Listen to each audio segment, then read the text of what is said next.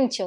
જય શ્રી કૃષ્ણ. હું પૂજા લખોટિયા તમારા બધાનું ફરી એકવાર સ્વાગત કરું છું અંકલેશ્વર સિલ્ક મિલ્સની યુટ્યુબ ચેનલ ઉપર. તો આજે આપણે વાત કરીશું, જે આપણે ઘરમાં લેડીઝ હોય એ લેડીઝને પોતાનું કંઈક કામ ચાલુ કરવું હોય તો એ કેવી રીતે કરવાનું. આપણા ઘરમાં જે નાના નાના બાળકોની માતાઓ છે એમને કંઈક કામ ચાલુ કરવું હોય તો એ ક્યાંથી કરવાનું. આપણી જે માતા છે જે રિટાયર્ડ થઈ ગઈ છે, હવે એમને કંઈક કામ કરવું હોય તો એ કેવી રીતે કરવાનું અને ક્યાંથી કરવાનું, આપણે એ બધી બાબતોમાં આજના વિડીયોમાં વાત કરવાના છીએ.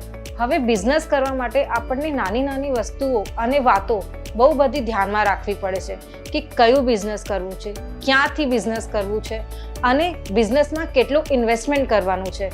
અને સૌથી વધારે જે વાત ધ્યાનમાં મૂકવાની છે એ વાત છે કે આપણને બિઝનેસ માટે કયું ટ્રેન્ડ લેવાનું છે. જે બિઝનેસ એવરગ્રીન હોય, કોઈ પણ ટાઈમ એ બિઝનેસ ફેલ ના થતું હોય, આપણને એવું બિઝનેસ કરવું જોઈએ.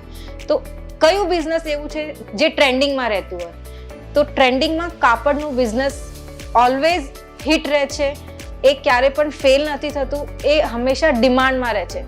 હવે કાપડમાં પણ કયા કાપડના બિઝનેસ કરવાના? જેવી રીતે મારી મમ્મી છે, મારી બહેન છે, રિટાયર્ડ કોઈ પણ લેડીઝ છે જેમને એમનું પોતાનું બિઝનેસ સ્ટાર્ટ કરવું છે, તો એમના માટે કયું બિઝનેસ?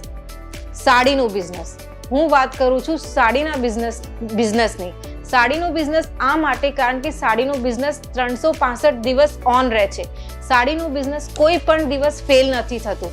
સાડીનું બિઝનેસ ટ્રેન્ડિંગ બિઝનેસ છે, એની ફેશન ચેન્જ થતી જાય છે પણ સાડી પહેરવાનું બંધ નથી થતી.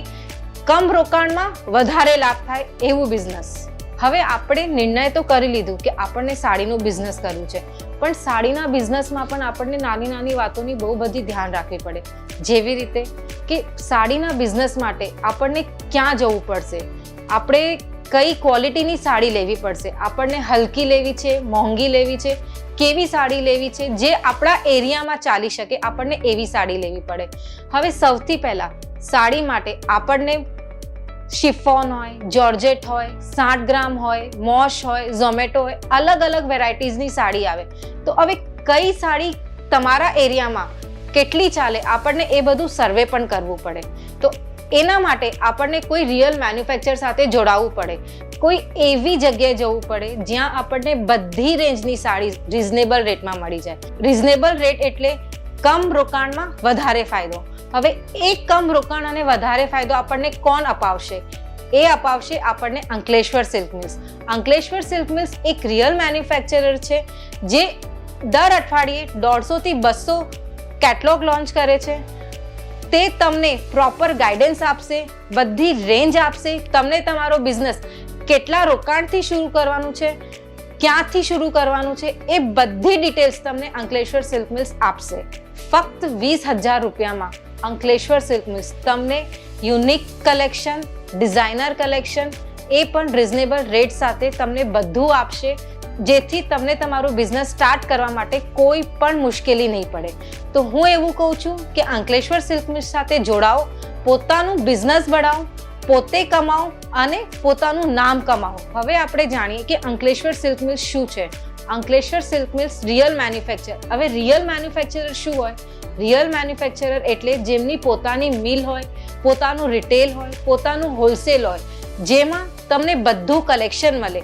મેન્યુફેક્ચરર હોવાના કારણે અંકલેશ્વર સિલ્ક મિલ્સ તમને તમારું બિઝનેસ સ્ટાર્ટ કરવા માટે એક બહુ સારું સેટઅપ કરીને આપી શકે છે. હવે મેં તમને એ તો બતાવી દીધું કે અંકલેશ્વર સિલ્ક મિલ્સ તમને તમારા બિઝનેસ સેટઅપ કરવા માટે મદદ કરશે, પણ કેવી રીતે? અમારી ફેક્ટરી આઉટલેટ ઉપર આવો અને એકવાર આખું ફેક્ટરી આઉટલેટ અમારું વિઝિટ કરો.